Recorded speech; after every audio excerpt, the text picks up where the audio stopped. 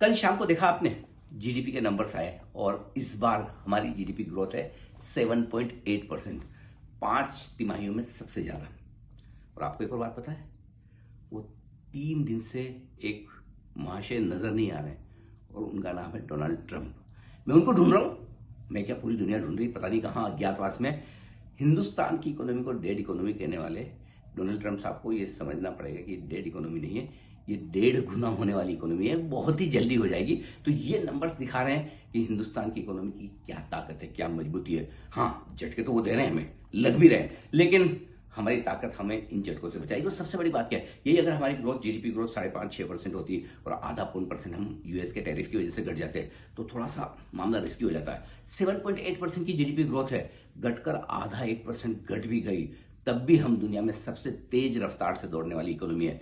देखिए, लाइफ में इतनी बड़ी दुनिया है, इतना बड़ा देश है, कुछ ना कुछ चलता रहेगा, लेकिन अगर मजबूती के साथ आप अपने आप पर, अपने स्टॉक पर, अपने मार्केट पर, अपनी इकोनॉमी और अगर अपने देश पर भरोसा करेंगे तो हम जरूर आगे बढ़ेंगे। और कहते हैं कि आपदा में अवसर होते हैं, अपॉर्चुनिटीज सारे डिफिकल्ट टाइम में आती हैं, तो जो रिफॉर्म्स हो रहे हैं उसका बेनिफिट भी आगे चलते हुए जरूर मिलेगा। तो बिल्कुल इस इकोनॉमी की तेज रफ्तार को एंजॉय कीजिए। मार्केट जरूरी नहीं हर रोज बढ़े, ना बढ़े कोई बात नहीं, और सोमवार को बढ़े तो मोस्ट वेलकम। लेकिन कुल मिलाकर इकोनॉमी के मोर्चे पर एक और बड़ी और दमदार खबर, क्या आपका जोश, थोड़ा ब्लड बढ़ा, हीमोग्लोबिन इस जीडीपी के नंबर को देखकर जरा लिख के बताइए।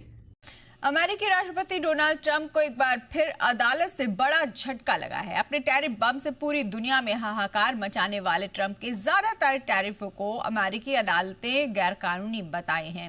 हालांकि अब तक इस पर अदालत ने कोई रोक नहीं लगाई है। ये पहली बार नहीं है जब अमेरिकी कोर्ट ने ट्रंप के किसी फैसले पर सवाल उठाया है।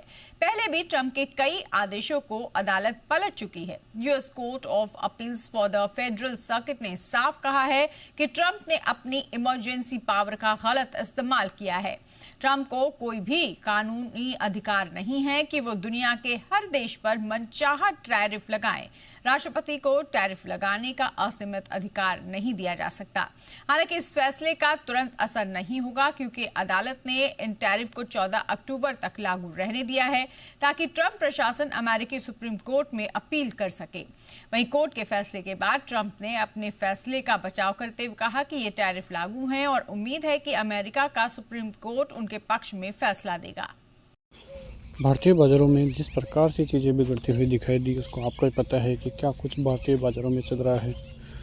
शुक्रवार को भारतीय बाज़ारों में गिरावट का मूड माहौल ही देखता हुआ नजर आया और ये गिरावट और भी ज़्यादा बढ़ सकती है यदि बाज़ार 24,350, 24,200 का लेवल तोड़े तो।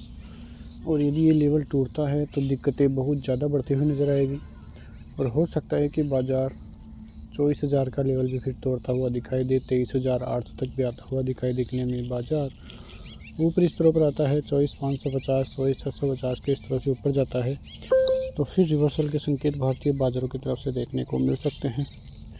और यदि रिवर्सल आता है तो वो रिवर्सल भारतीय बाज़ारों को 25,000 से ऊपर ऑल टाइम हाई तक भी लेकर जाए तो भी कोई बड़ी बात नहीं है। लेकिन पिछले कुछ समय से भारतीय बाज़ारों में केवल गिरावट ही देखने को मिल रही है। FIIs भी अपना माल बेचते हुए नज़र आ रहे हैं, उनकी तरफ से भी कोई ख़रीदारी देखने को नहीं मिल रही है। और यदि बिकवाली ऐसे ही बढ़ी तो फिर दिक्कतें भारतीय बाज़ारों के लिए और ज़्यादा मुश्किल में पड़ सकती है। अब देखना ही है कि क्या भारतीय बाज़ारों में रिवर्सल के संकेत आते हैं या सोमवार को फिर से गिरावट होती है। बड़े ट्रिगर पॉइंट्स की बात करें तो GDP के आंकड़े आते हुए दिखाई दिए थे। RBI के अनुमान से बेहतर GDP के आंकड़े थे। 6.5 का अनुमान था, 7.8 के आंकड़े आते हुए दिखाई दिए। तो इससे साफ संकेत है कि इंडियन इकोनॉमी कोई डेड इकोनॉमी तो नहीं है और जो खबरें भी आती हुई दिखाई दे रही है वो भी पॉजिटिव ही है। इसके अलावा कोई ऐसी खबर नहीं है जिसकी वजह से कोई भारतीय बाज़ारों पर बड़ा इम्पैक्ट पड़ता हुआ नजर आए। इसलिए अमेरिकी बाज़ारों में भी ज़्यादा कुछ गिरावट नहीं थी।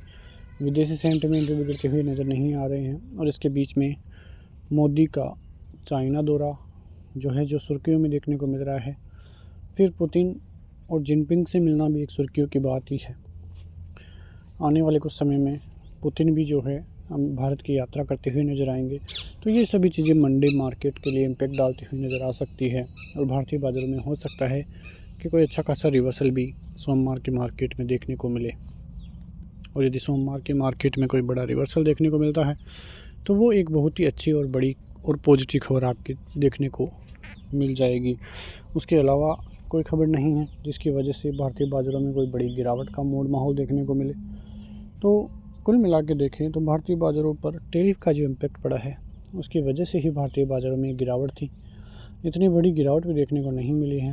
आप देखोगे भी तो आपको देखने को मिलेगा कि ऑल टाइम हाई से बाज़ार ज़्यादा दूर नहीं है। ऑल टाइम हाई से मात्र आप देखोगे तो 1500 से 1600 पॉइंट निफ्टी नीचे हैं। बैंक निफ्टी पहले भी ऑल टाइम हाई लगा चुका है और वो भी ज़्यादा नीचे आपको देखने को नहीं मिलेगा। तो सभी चीज़ें भारतीय बाज़ारों के पक्ष में ही देखने को मिल रही है। टैरिफ का इतना ज़्यादा फ़र्क नहीं पड़ा है। आपको बस दिख रहा होगा कि भारतीय बाज़ारों में गिरावट है, लेकिन पिछले 4 से 5 महीनों में बाज़ार एक रेंज में ही कारोबार करता हुआ नज़र आ रहा है। 24,400 से 25,100 तक की रेंज में ही बाज़ार पिछले 3 से 4 महीने गुजार चुका है। और यदि अब ये ब्रेकआउट आएगा तो वो भारतीय बाज़ारों के लिए काफ़ी पॉजिटिव साबित हो सकता है। इसलिए आप शेयरों में नज़र रखिए। जब भी नीचे कोई अच्छा शेयर मिले तो आपको ख़रीदारी पे ही फोकस रखना है। मिलते हैं नेक्स्ट वीडियो में, तब तक के लिए जय हिंद।